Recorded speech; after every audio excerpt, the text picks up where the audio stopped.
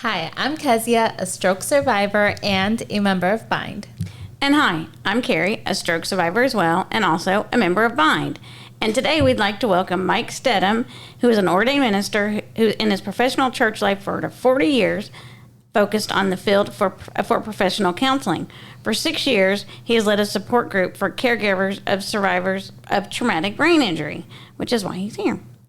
He has been a professional speaker, humorist, and he and his wife Mary have 2 children and 6 grandchildren. He lives in Houston, Texas. Dr. Stedham has been on the Hope After Brain Injury Board of Directors since its inception. So, welcome, Mike. Well, thank you for having me. I have always had a special place in my heart, personally and professionally, for people who deal with traumatic brain injury.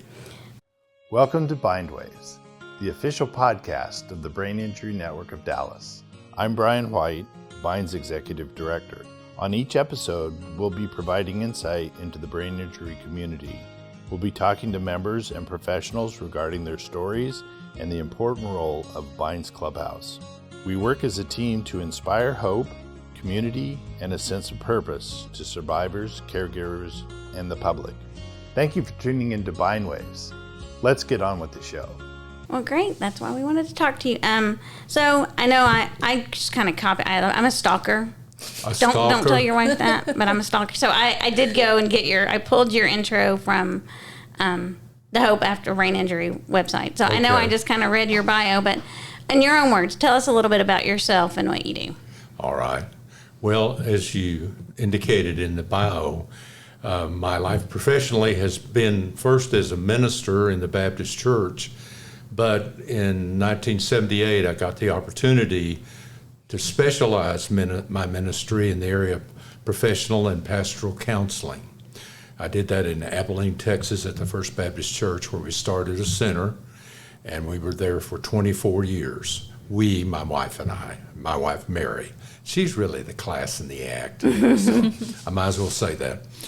And then in 2002, I got the opportunity to come to the First Baptist Church in Arlington, Texas, and do the same thing, start a counseling center. And it was there that I had the opportunity to get involved with ministering, counseling, supporting people who were either survivors or caregivers for people with traumatic brain injury.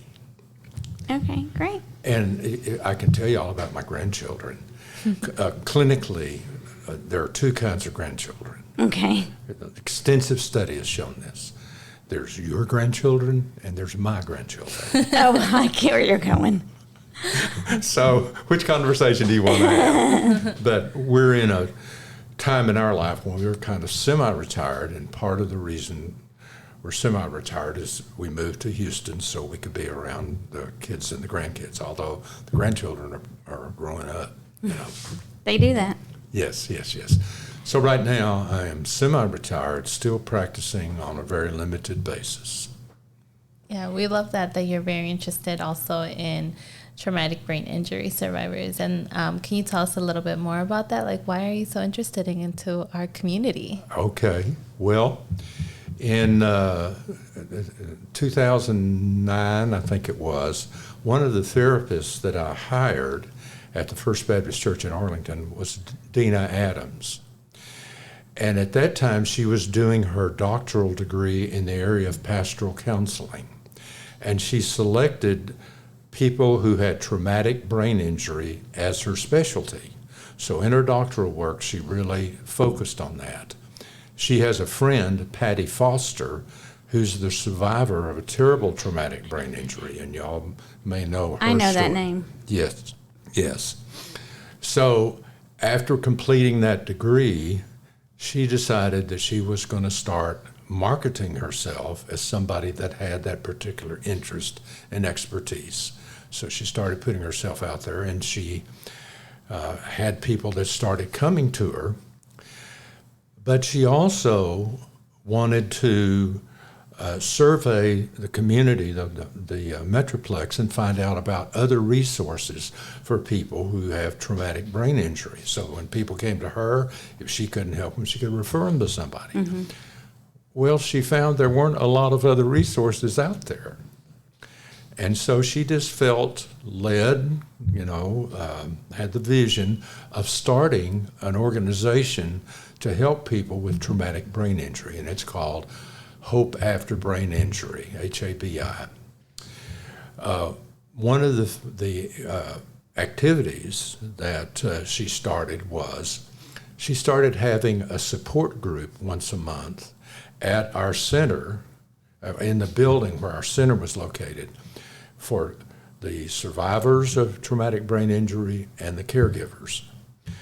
And I got involved. I think that was about 2011, 2012. And I got involved because I was asked to work with the people who were the caregivers for people. So every month for about 6 years, I met with people who were the caregivers for somebody that had a traumatic brain injury, and Patty and Dina met with those who were the survivors. And they've had the chance to go around the world, literally, and speak about traumatic brain injury. They've created a pretty high profile for themselves in medical communities. I mean, they've been to places in Europe, and, traumatic brain injury, it seems to be on the radar all around the world in the medical world.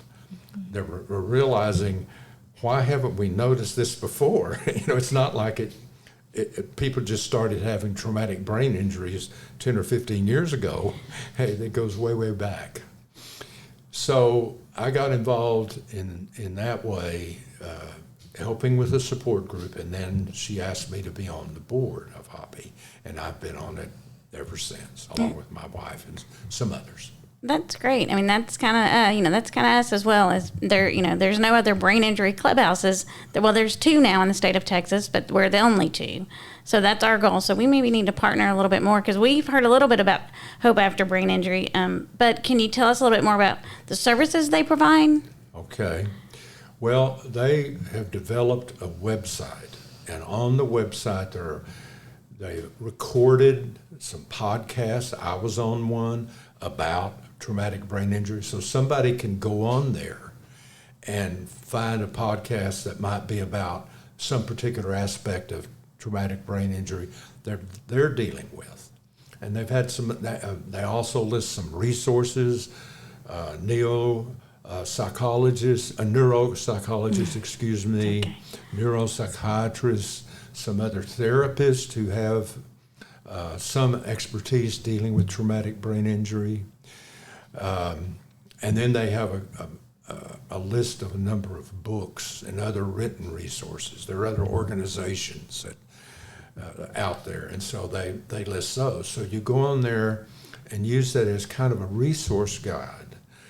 One of the biggest things I found, one of the biggest needs that I found in dealing with the caregivers for people with traumatic brain injury is someone would come to the group, and they're there for the first or second time, and they're sharing the challenges of dealing with somebody, being the caregiver of someone with TBI. And they would say, nobody really understands what it's like to have to deal with somebody with a traumatic brain injury,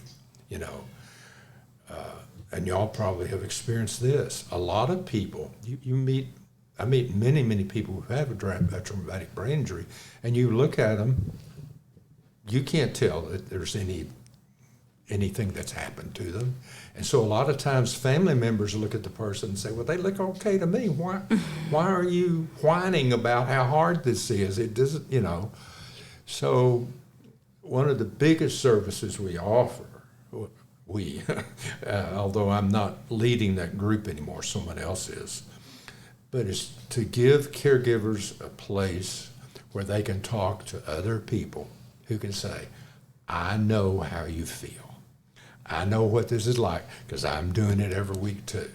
So you can talk about whatever you want to talk about. Somebody in this room has has dealt with that with somebody with a TBI, usually. Yeah, I mean, that's so true. We say that all the time. No one understands a brain injured like another brain injured. No one can Exactly. understand a brain injured absolutely. like another Absolutely. brain injured. So I'm sure it's exactly the same for caregivers. Oh, yes, absolutely. So, Yeah, it's definitely a different perspective. Being a caregiver, being like a parent, also a daughter or any kind of family relationship, even a friendship, of how I don't get it. I don't understand it. They look normal. That's something that I deal with. I don't have visual limitations. Right. But there are days that are not good days. So it's hard to explain. And that's one thing that we definitely appreciate here as members at Bind. And then also my mom really is the one that went the most to support groups, because you do share a perspective that you can't even explain. Right. Yeah. People just don't understand it. One of the things that one of the caregivers said one time, and boys, I'm supposed to go in there and give all this wisdom and, to answer the caregiver's questions. I can't tell you how many times the caregivers say something really, really important. And so one of the caregivers who had been in the caregiving group for a while said this to a caregiver that had only been there, maybe this was their second time, and they were just still having a real struggle. One of the challenges about being the caregiver is, what kind of expectations can I have for the person that's had this traumatic brain injury? And so this veteran caregiver said this to the rookie. She said, "You need to remember this, hon. She can't be who she used to be. Don't expect her to be able to go be who she used to be. She can only be who she is now." Yeah. And that lady who received that, over the next few meetings told me, she said, "That has made such a difference for me, because I had such unrealistic expectations, and I was putting too much pressure on my, I think it was her sister or somebody. I was putting too much pressure on them. You do your exercise, take your medicine, go to therapy. You're going to get better. You're going to get better. I didn't have good expectations. Yeah.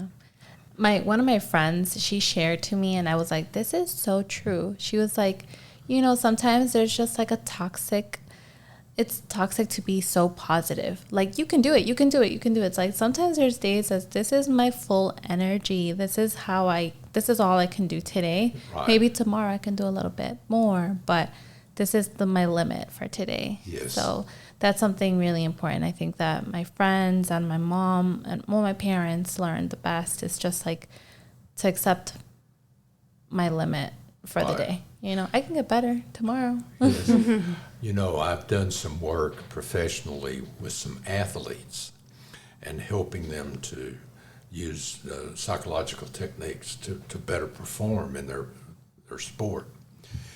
And often when an athlete first comes to me, one of the first things that I say to them is, the way you can improve your performance is you need to lower the bar.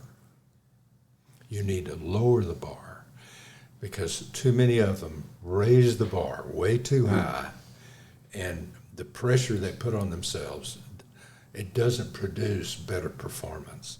And caregivers can do the same thing. Yeah. If they can lower the bar or make more realistic their expectations, be well informed about what you should expect, and lower the bar, it takes the pressure off the caregiver, and it takes some of the pressure off of the survivor, and it creates a better environment for them in their ongoing recovery. That's true, because we try to tell new brain injured survivors too, is you need to have goals, but you don't need to have crazy. You can have this crazy goal, but make sure you have set multiple small goals in between, because you're gonna plateau. You're not gonna reach those goals as soon as you think you are. And I think one of the things that we don't do well as survivors and that maybe caregivers don't do either, is we don't do well at sharing our small goals with our caregivers, and the caregivers don't always ask, well, what are your goals? They just put their own goals on what they think we should be. Right. So there's somewhere we got to figure out the difference, or how to do that. That's a lot. We've been talking a lot about communication in our last couple of podcasts and some of the futures, and that's a hard goal for brain injured survivors to relearn how to communicate appropriately. Because I had to move back in with my parents, and that was difficult. And them trying to figure out me, and we've figured it out now. It's been 15 years, unfortunately, but we've got it figured out. But I think it's just, again, that communication is key, and it's really hard to get to.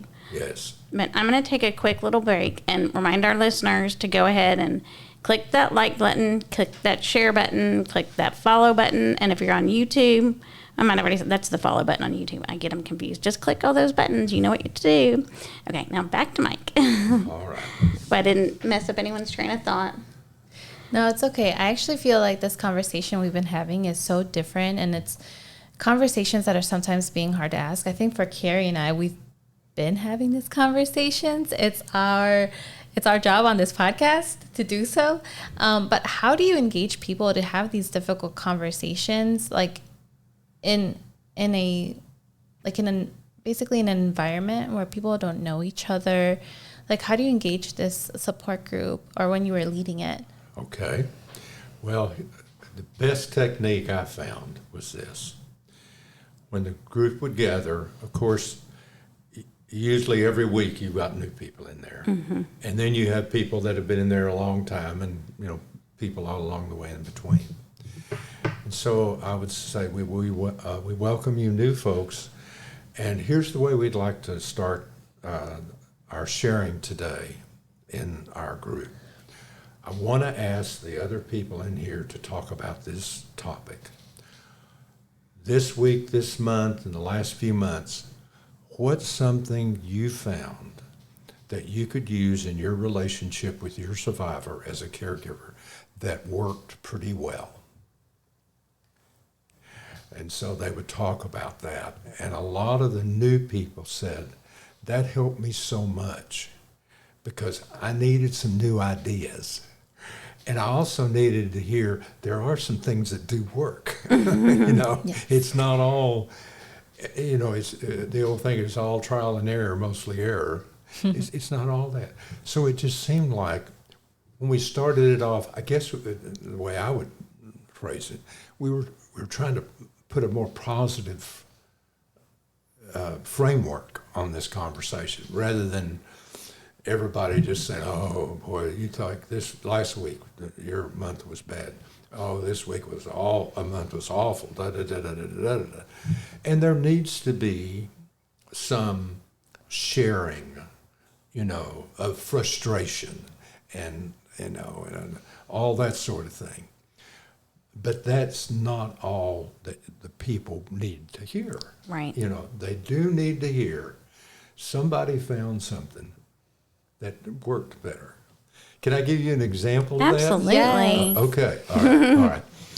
So one of the things that caregivers often deal with is their loved one experiences a traumatic brain injury. And of course, there's a whole range of severity of brain injuries. Some are mild and some are severe and terribly life-altering. And so this one lady, her son had a terrible, or was in a car accident and had a pretty significant brain injury. And so she was taking care of him at home after he got out of the rehab and everything. And so people in her family, or friends would come around. And let me preface what I'm saying with this caveat. One of the things that caregivers often shared was, I can't find anybody to help me. It's all on me. There's, nobody wants to help me. So anyway, this lady's in there, and she's telling about her son and the difficulties that he's gone through. Anyway, so she said, but here's what I found. She said people would come to visit. They're so nice. Now, in some families of survivors, they come visit you about once or twice, and they don't come anymore because I don't know what to say. I don't want to do. It makes me too uncomfortable. I just, so they don't come back. Well, so people would come to visit, and they would often say, now, if there's anything I can do, don't hesitate to ask. And so what this lady came to was this. She said, well, there is something. I have started a school for caregivers, and I'd like to enroll you in the next class. Yeah. And early on, she got, I think it was 4 ladies, 2 family members, 2 friends, that came to the caregiving class, and she just went over, this is what you do, this is what you don't do, all the basic things they needed to learn. So now if the primary caregiver needed to go to the store and had a doctor's appointment, and when she had to be gone 3 hours, she had 4 people she could call on. And when she called on them, they didn't feel like, gosh, I don't know, what am I supposed to do? It scares me, to have that responsibility. Well, they had training, And she said, of course, there were some people that turned down the offer of my scholarship. They didn't want to do it. So that's just an example of, here's somebody that came up with this idea, and it really I love that. Yeah, it worked real well. That's a great idea, because I think caregivers really don't, like, one of my best friends that's a member here as well, he always says, he's like, they don't give you a class in high school on what to do after you've had a TBI, and they definitely don't give you a class what to do, how to take care of your spouse that's had a TBI or whoever Right. it may be. So I love that she came up with that idea, and I love that she was proactive about that, because I think a lot of caregivers fall into that trap. I mean, I was lucky. My mom was very active in church as well, so when she needed a break, she just would call and say, someone just come into the hospital and sit with Carrie. You don't have to do anything, just sit there. Right, exactly. And sometimes it's as simple as that. I wanted to give another response to your question. Yeah, of course. About how do you engage people. So here's something we found that in the caregiving group that worked pretty well. You get the new people coming, and you have the veterans, so to speak. And so one of the things I encouraged the new people to do was, I want you to think about the possibility of having a caregiving buddy. And they said, what's a caregiving buddy? And I said, there are people in this room who would be willing to be your caregiving buddy. Some of them have been doing this for 5 years, some for 10 years, and they'd be glad to offer their time and their expertise to you. And so several people took them up on that. And they found, for some people, having the one-on-one conversation about the situation is better than having to talk about it openly in the group. Sure. I was going to say, what do you do? I mean, so I know you talked about in the beginning, like sometimes it's all kind of, well, this week they did this, and it was this week was so horrible. How do you kind of bring them back together to get back to the positives if you've got a bunch of people just complaining? How do you get them back to going, okay, this is what I found that worked, instead of just complaining? That's one way.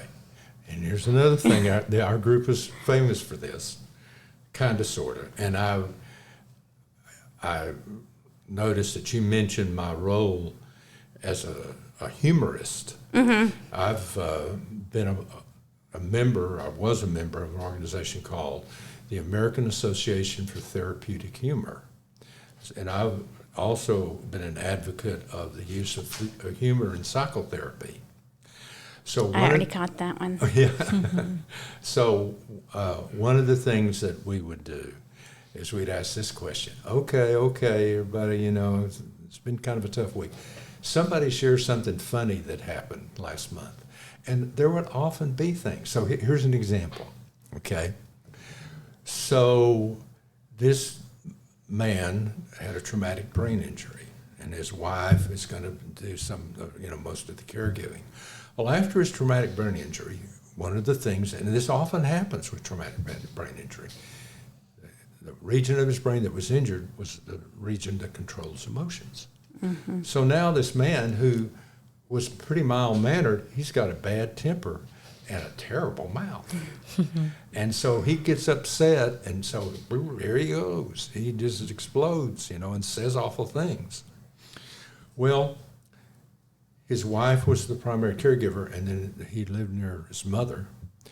And she would come see him. His mother was the kind that would say, wipe off your mouth, or you want a drink of water, you get up and get it. And his wife was more one who would say, "Oh, I'll get that for you. Here, I'll take it. Let me help you get up," or that sort of stuff. So his mother was more kind of a drill sergeant with him. So he kept having these explosions, and so his wife said this to him: "I've had it with your temper.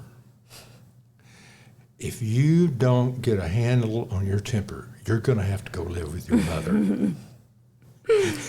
And she said, this week, he didn't have one explosion. Yeah. That's great. Yeah.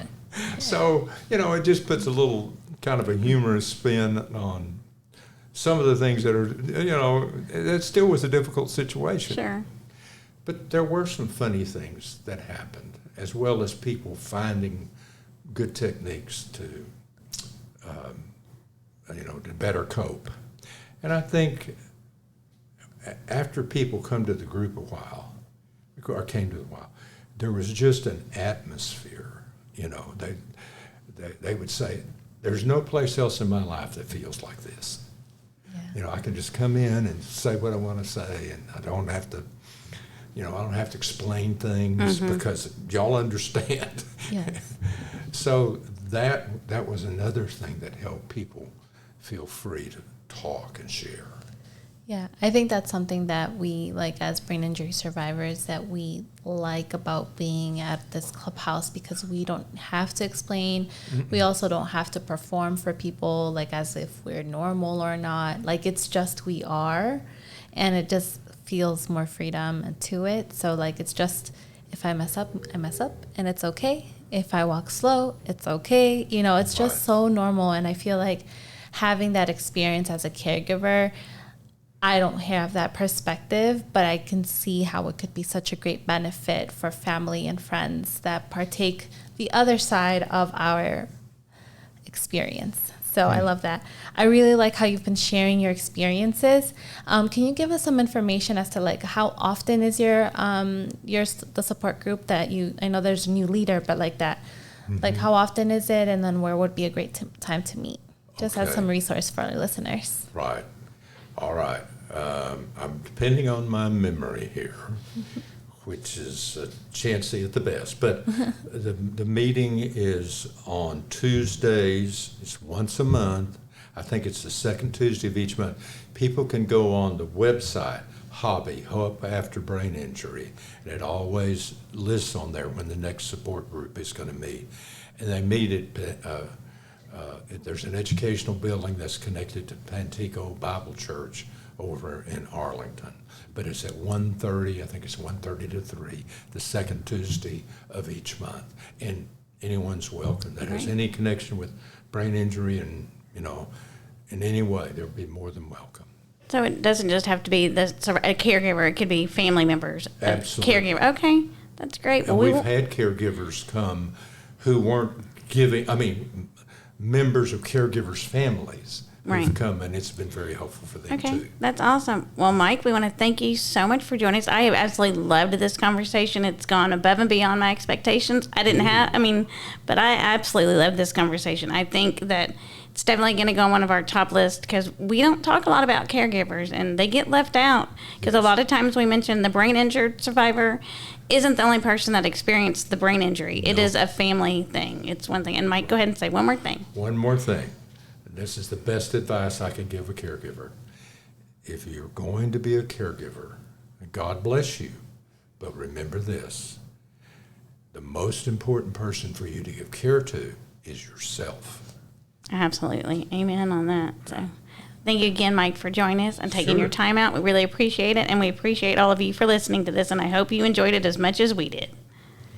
And just PS, you're always invited to come back whenever you want to share more tips for us. Absolutely. And we will make sure that we add the Hope After Brain Injury website in the yes. show notes. Oh, yes, please do. Yeah. Because there's a lot of good stuff on that website. Okay. And they've been working on that for over 10 years. So there's We need good to get stuff. more involved with them. So Yes. I think we kind of have, because we went to the last convention. That's how we got you and Yeah. several other of our guests that we've had Right. recently. So we're definitely going to have to work on that. Okay. Yeah. Okay. I'm definitely looking to collaborate and continue collaborating with different projects and different programs. So thank you so much for that. And then just for all of our listeners, just if you ever want to contact us, have any additional questions or anything that you want to learn about brain injury, caregivers, survivors, friends, families, all the people in between and out, make sure to contact us at bindwaves@thebind.org. And you could also follow us on Instagram, Facebook, all of that. And again, don't forget to hit that like button, that share button, that subscribe button on YouTube, and notify on I say it backwards. Subscribe on everything and notify on YouTube. And again, we'll be there every Thursday. Thanks for listening to Bindwaves. Until next time. Until next time. We hope you've enjoyed listening to Bindwaves and continue to support Bind and our nonprofit mission. We support brain injury survivors as they reconnect into the life, the community, and their workplace. And we couldn't do that without great listeners like you. We appreciate each and every one of you. Continue watching. Until next time. Until next time.